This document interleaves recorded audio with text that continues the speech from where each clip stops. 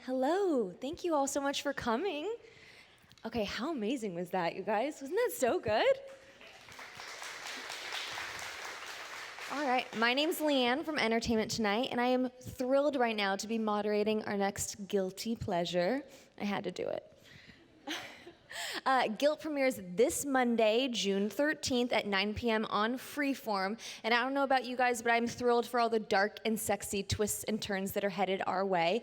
And without further ado, let's bring out our panel right now. First up, we have executive producer of Guilt, Todd Slavkin.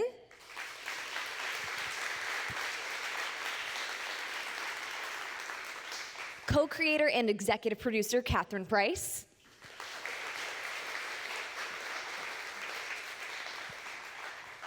And our star, our hilarious lawyer who plays Stan Guttery, Billy Zane.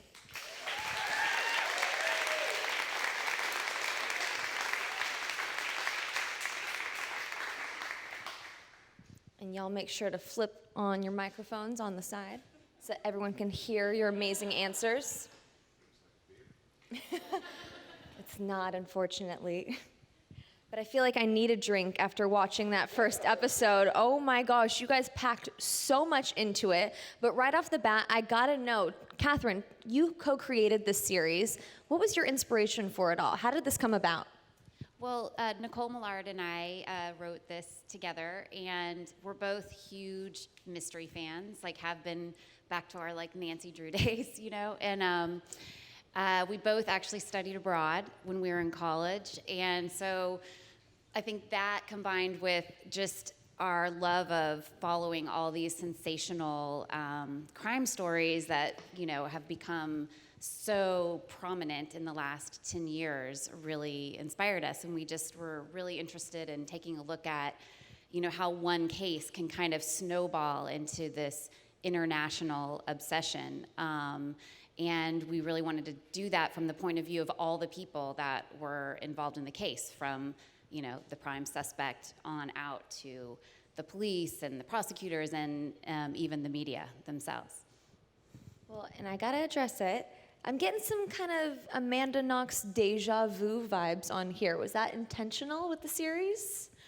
Everybody says it. Yes. I mean, obviously there are some similarities to that case, but once you get into it, the facts of our show are very, very different. Now, Billy, I can already tell you're my favorite character on this show. And I can say that because you're the only person here right now. No, just kidding. He's our favorite character to write for, too. I think it's obvious. But Stan is just so charming. You can tell he's also really cunning. Talk to me about what drew you to this role and how he compares to characters of your past. I don't know. Hello. Up. How's that working? Hello. He's so well crafted. Thank you. And so realized. Also, to be able to be the, I guess, comic relief in such a serious and weighty subject is a great privilege. Just when you need the little break, you go to it. If you notice, after that first scene, we go right to the morgue, and it's so well balanced between the breath of relief when you need it, and then to go back to the serious, and then to it was intelligent and a blast to play and ornament and, co-create such a fun guy, Well, and for Todd and Kathryn, how much is Stan going to be involved in this whole process of it all? Because I have a feeling he's got his hands in more than one cookie jar. He's going to be involved a lot. When you have an actor as good as Billy, and as he said, he brings such a sense of humor to the show, which is a very dark show, and he's her defense attorney. So as this show goes on, he gets to play with many different characters, and you're going to get to see him in some very funny and poignant moments that you guys will like a lot. Billy, what was it like shooting that supper scene with the judge and the risotto? The risotto cam. It was curious because they didn't really inform the extras in the scene what the point of it was. There was not much time. So I made a point of stopping at every table like a maitre d' just to alert them. It's like, hi, welcome, thanks so much for joining us. By the way, I'll be pissing on that plate over there. Don't be alarmed. As a matter of fact, when I rush out of here and toss a bouquet to security, the scene went on, and it ended up looking like a Chaplin sequence, and fortunately we cut it back just a little bit. Sorry. It's okay. It got really silly as I was being manhandled out of the place, right? Evaded capture. It continued. So it was extraordinary, actually. To be able to do that and not really get arrested was pretty awesome. If you're gonna have a scandal, that was a really unique one, so kudos, Kathryn. Now, what I was really excited to learn about, just as a fan of the series, is that we have a real-life father-daughter duo on it. Daisy Head, who plays Grace, her father, who y'all know as Giles from Buffy. Her father plays her stepfather. Now, how did that come about? Well, a little insider fact is that originally someone else was cast in that role, and we shot the pilot with someone else. Was cast in Grace's role? No, so sorry, in James's role. Okay. There was never any other Grace ever. From the second we saw Daisy Head's audition, we were positive she was the one. But yes, we cast another actor for the role of James, and we shot the pilot with him, and it just didn't work out. And then Daisy's dad came to visit the set when we were shooting the pilot, and we were like, oh, wow, this is your dad? Somehow we hadn't put that together. And then we were like, is there any way we could get him? And luckily, Todd and his partner, Darren, had actually worked with Anthony on another show that they worked on too. So I wrote him an email, and I worked on a show called Dominion that we shot in Cape Town, South Africa, and I wrote him a very long email, first of all saying how awesome his daughter is, because every dad wants to hear that. And this is a smaller role than Tony's used to doing, but I think a chance to work with Daisy was really exciting for him, and he's good. You'll see him a lot during the show. I think it's 3-4 episodes? 3, yeah, and it gets juicy. And while we're on the subject of Daisy, her performance was so amazing that first episode. I've never seen a girl who looks so hauntingly beautiful when she cries. Are we gonna be seeing a lot more tears from her? And talk to me a little bit about Grace's evolution this year. yeah, I was the other day saying that maybe we should start a drinking game of every time Grace cries on the show, you should drink. So yeah, she's going through a major trauma. So, and yes, she is a beautiful crier. Like most people look horrible when they cry, and we're really lucky that she looks amazing. She's on a roller coaster, and we hope that you guys will be on a roller coaster with her. Like, we very much, from the very beginning, wanted this show for us to not know if she was guilty or innocent, and to really be on that ride. And I think Daisy is uniquely talented at playing that of, 1 second you think she's just an innocent person who's in the wrong place, and the next you wonder if she's like a full-blown sociopath. And I think that's what makes it really fun. Well, and Billy, do you feel like Stan genuinely does not care whether or not Grace is the killer? He's a defense attorney. He's interested in her innocence, not really her guilt. It doesn't. That's a curious thing about the job description and our legal system is, he's there to defend her regardless, and tries to shift focus away from that possibility to another possibility and make it compelling. It's irrelevant, which is kind of scary. Yeah, exactly. Now let's talk a little bit about Molly's murderer. Now, is this someone that you guys have known from the very beginning, this is the person, or is that something that kind of evolved in the writer's room as you guys were getting started? Nicole and I have known who the killer was from the really early on in conceiving the show. When we first pitched it, we pitched it with that person as the killer, and it never changed throughout the development. Lots of other things have come and gone, but that's always been the same. And it's pretty amazing. Darren and I came on board after the pilot was shot, and Kathryn and Nicole. Normally, when a show comes together, you know where it's going, but these guys had such a roadmap earlier, like, you know, from the get-go. So everything is so well thought out in advance. And a ton of stuff came out of the writer's room and lots of new ideas, but the basic structure and who done it and all of that stuff was there from the get-go, which is awesome when you come on a show and the creators know it all. It's great. I had no idea. Wait, do you None of the still cast- know? no- Do you still not know? I know now. You know now? When we were handed episodes 9 and 10, everyone found out, but throughout, from the cast point of view, we were hanging on to it like the audience and rode that ride just like you will. It was amazing. Everyone had their assumptions. Most were proven wrong. You know, you were kind of certain, then you switched and you thought, no, it's got to be them. And suddenly that took a big twist, and it was it was a nail biter and a great surprise. And Each department had like a sweepstakes, like wardrobe, and, you know, they throw in money, and I wonder who won. Well, Good no. question. They're and buying. how did you find out? Billy? Detective Was it Pike, he solved it. The guy who plays Pike in the show, he completely nailed it. Yeah. Oh, okay, so someone did get it right. But did you find out via the script, and were you surprised, Billy? I found out as I turned every page, and I was very surprised. And it kept surprising. That's what was so exciting. You know, finding out, boom, major milestone, and then it just keeps grabbing you and won't let you go. You know, you look forward to much more. Well, obviously, the show is now on Freeform, and Freeform is no stranger to other whodunit shows. But what I am so excited about is that this season, by the end of the first season, we will find out Molly's killer. You guys are not going to stretch it out. Talk to me about the decision behind that. And first of all, thank you.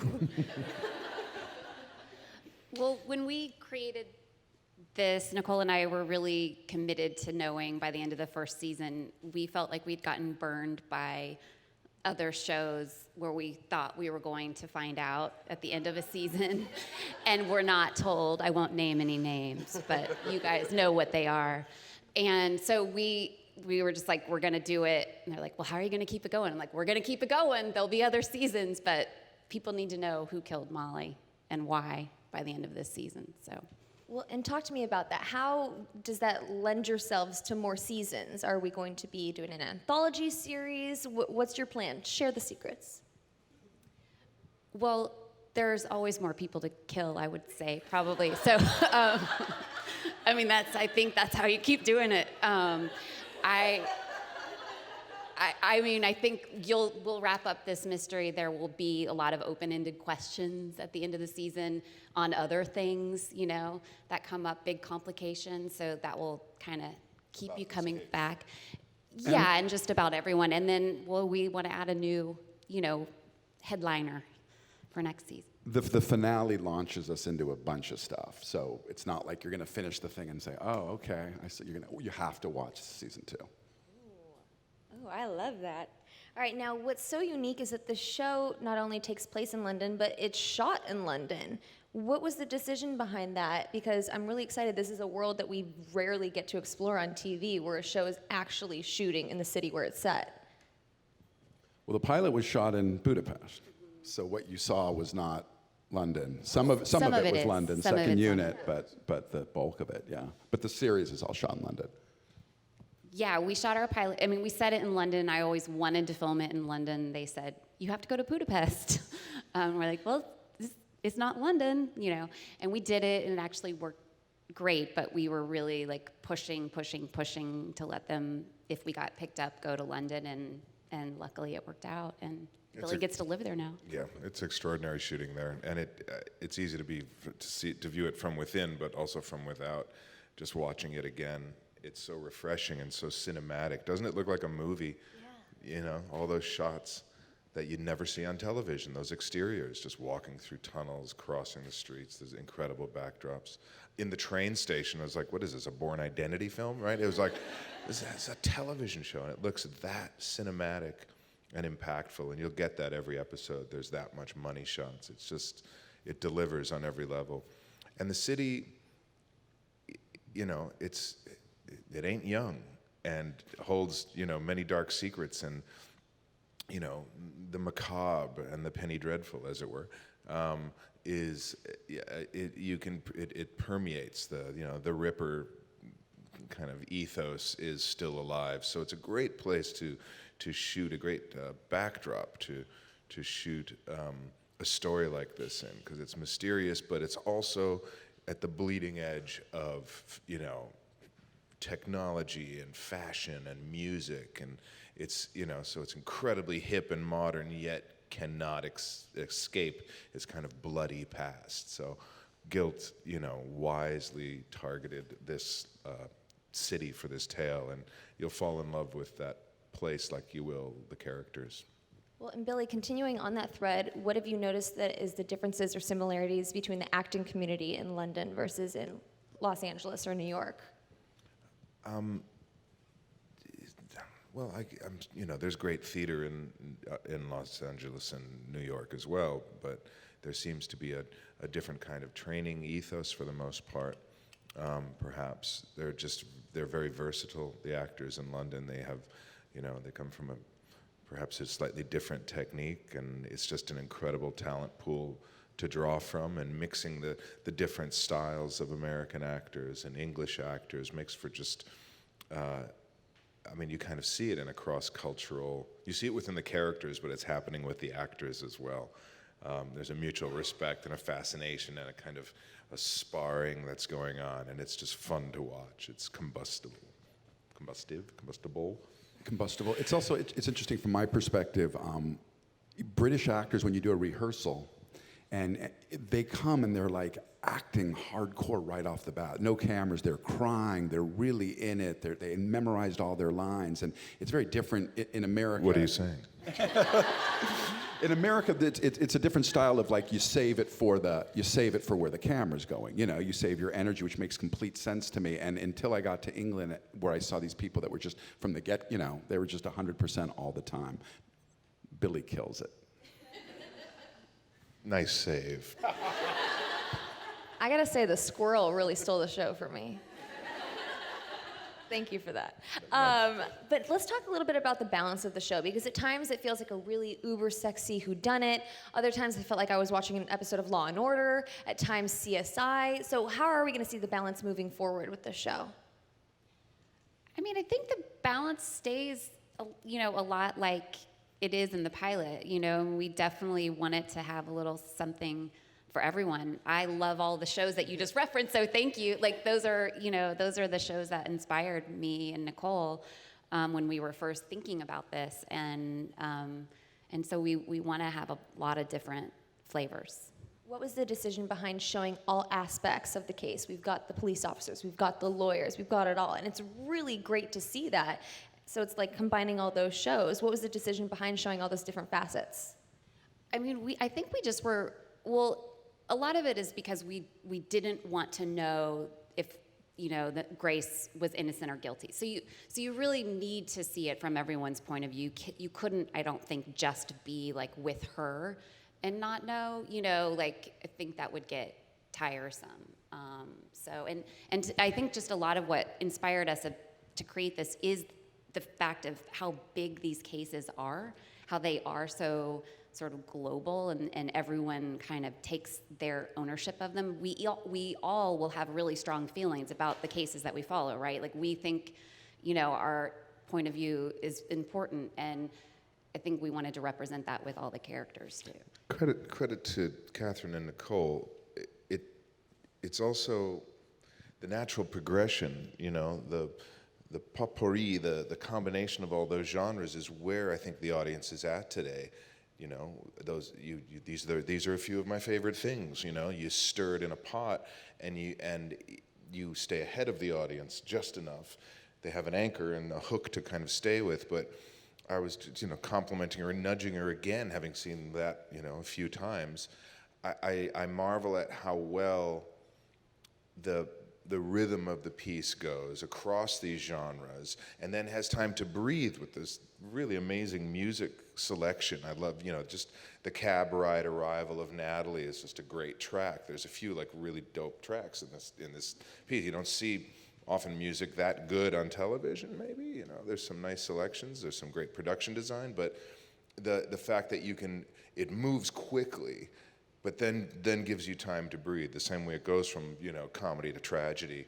It has this it just seems like a modern, very now show. Like we are, you know, the product of our past and standing and leaping, you know, from the shoulders of those other genres and shows to a whole new thing. You know, I challenge the next, you know, the next one to top that. Well, and what I think is really unique, Billy Zane just challenged all of TV. Come on now. But what I think is so unique about Guilt is that this is the very first new show to premiere on Freeform. It's premiering on Monday. It's the first original one since ABC Families had their whole sexy revamp. And I was really excited to see that this show, not only was it gruesome and violent, but that's a sexy show. Did you receive any notes from Freeform being like, hey, let's tone it back, or hey, go for it? We occasionally get notes about side boob. Because sometimes you can see too much side boob on our ladies, and then we have to help take care of that. But honestly, they really have been really open, wouldn't you say, Todd, to like how racy. I mean, we originally created this show for a different network that decided not to go forward with it, and it was a place that does racier things. And when our agent said, we want you to pitch it to ABC Family, Nicole and I looked at each other and we were like, we're really putting the family in ABC Family with this. And but we went in and we met with Carrie Burke and her team there, and she had just taken over. This was the first show that she bought as kind of the new person there. And she said, we're gonna let you, you know, do it just like this. We promise we'll let you do it just like this. And they let us do it just like this. And every time we're always looking at each other, are they really gonna let us do this? They've let us get away with really whatever we want story-wise. They've really rarely, you know, any kind of censorship, which is really nice. Well, and we're going to open it up to audience questions in just a second, but since we're on the topic of sex, let's talk about that sex house, brothel, mysterious bondage place with that really attractive prince. What is going on there? And please tell me we're going back. We're definitely going back. It's called the Courtenay. And yeah, we will spend a lot of time there. Kaylee, who's the character who gets recruited, right, sort of at the end by the DJ Roz to work there, you know, we actually dive pretty deep into her story as she, you know, enters that interesting, twisted world. And it's pretty fun. And by the way, these places really exist. It's bizarre, but they do have these sex clubs in London for, you know, MPs, members of parliament, things like the actual Carrie Burke sent us something, an article, which was great. All right, and if you guys want to go to England? I was gonna say. And apparently, one of Kate Middleton's friends actually is like really involved in one of them, which I think is awesome. Ooh. All right, and if you guys have any questions at all, go ahead and you can just stand up and ask a question at the microphone. I know it's scary to break the ice, but it's Billy Zane. And if y'all don't have one right now, that's okay. Just let me know if you do. I'm gonna ask a question. Woo! Just to get it started, why does it seem now that there are all the bloodiest, most violent, I have two questions. Bloodiest, most violent shows on television are written by women or created by women? I guess I have to answer it then? Is that Yes. that one for me? Well, I mean, Nicole and I, my partner and I always joke that we share a brain and it's a twisted one. So, I mean, I haven't done a poll of the other bloody violent shows, so I can only speak for my own, but it just interests us. I don't know. That's a new thing, I think, in the world. But the other one is the censorship type of question. It's okay to show a violent, multi-stabbed, slashed woman, but you can't show side boob.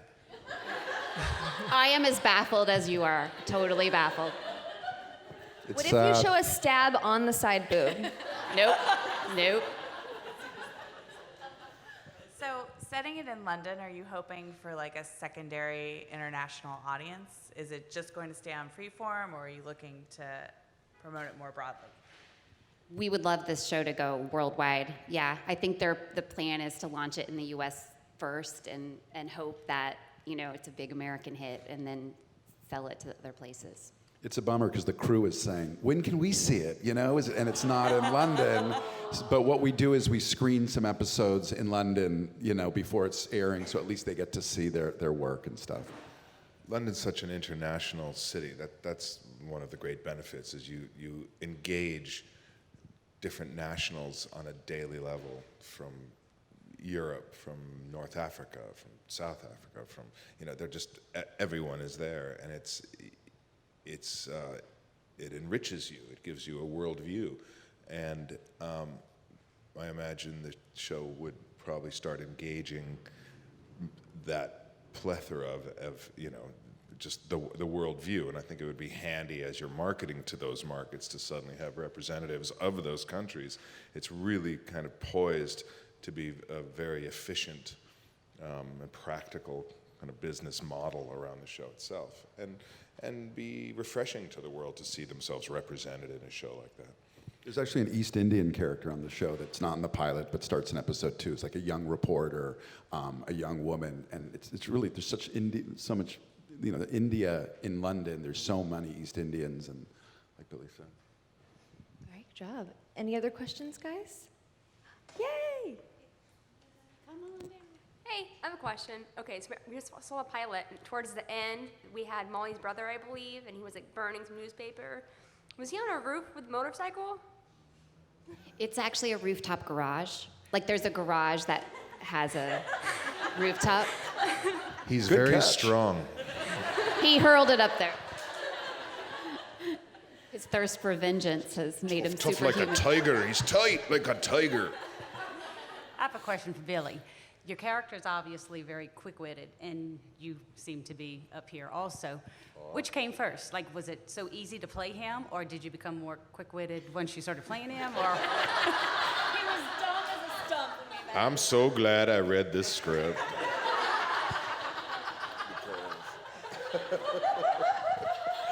It made me smarterer.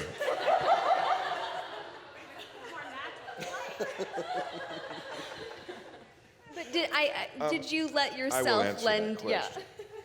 I injected a lot of my, rhythms, and I'll let them speak to it. I'm trying to be polite and coy. I mean, a lot, the character's dialogue is on the page. It's amazing dialogue. He's smart and funny. I just throw my whatever, secret sauce and odd timing and where I put the air in there, and it's, make it my own, so, From the second that Nicole and I met Billy when we were casting this, we were like, he's Stan. I mean, he just embodied Stan to us because he's so smart and at the same time so quick-witted, and it just worked. It just felt like it fit him like a glove. So dream yeah. role. So and then that Me. infuses what we were able to write for him. Billy, does this role allow you to improvise at all? Does it allow me to improvise at all? Occasionally you do Occasionally I improvise, do. so yes. But she's behind me like Cyrano. It's like, that was my idea. No, of course. Yeah, and then they cut it out. That's not true. Well, it seems. I believe there's an improvised line that you guys just saw, which is, "Do you get that much action?" That you say to the squirrel, which is one of my favorite lines, actually. Only to animals. Any dialogue spoken to an animal gets to stay. I just have a question on casting. We all see shows that are put together, and how do they go about that? Is there just a casting person that goes and has, an idea of who might be good, and they bring them for the audition, or do you, already have someone in mind? How does that work? It's very interesting to see how it all turns out. Well, we actually had two separate casting directors. So there is a person, it's a casting director, and they bring you ideas. And we had one in America for our American characters, and then we had one in London, because most of our cast actually comes from there. And the casting director will present you with you know, a bunch of tapes to watch, or the ones in America, we like sat in on every audition actually. And but for like Stan's role, it was less like people coming in and auditioning. It was like, what do you guys think about Billy Zane, is what the casting director said to us one day, and we were like, oh my God, why didn't we put him on our cast board? Because what we always do when we pitch a show is we actually put together a board of all like the characters, and we put prototypes up of, you know, people, like actors that we kind of could imagine in that role. And we were like, I can't believe Billy wasn't on our cast board, because he's like the perfect person for Stan. So we owe Rick Milliken, who's the US casting director, for like suggesting it. And then he like twisted Billy's arm to get him to come in and meet with us. That was it. Right? How does it feel? I from can't your believe side? you didn't think of me on your. I can't either. I'm sorry. It's insulting. I know. Billy, how tight did they have to actually twist your arm? I'm sorry. How, I was listening to myself speaking. how tight did they actually have to twist your arm? When you first read the script, were you immediately excited? Yeah, I had to completely downplay it. Inside, I was like, yes, I'm all over it. We're going to London. I walked in. I was like, hi, how you doing? Yeah, this is really interesting. I wish you luck with this. You know, it's like jumping up and down in the bathroom. It's going to rock. It's going to be amazing. We hadn't negotiated yet, so I couldn't be too eager, you know. But yeah, I was all over it from minute one. And when I met the two of them, we were just, it was like shorthand. You know, if they shared a brain, I kind of borrowed it for an afternoon. It was amazing. Really, just, yeah, it was a love-in. Any other questions in the audience? We've got time for about one more. All right. Those were great questions, though.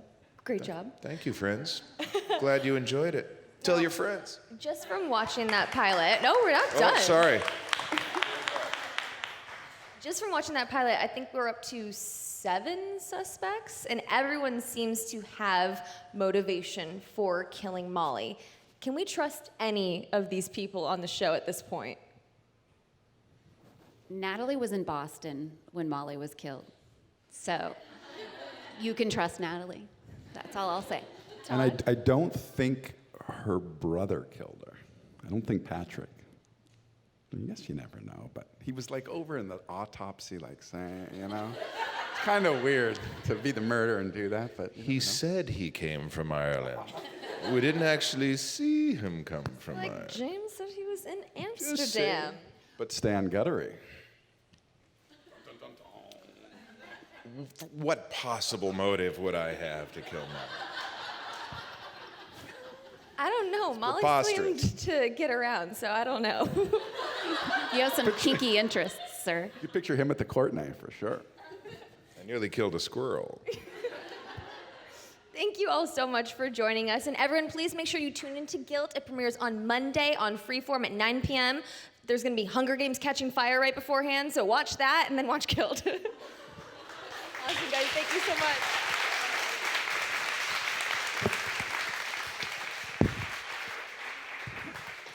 I always wanted to do this.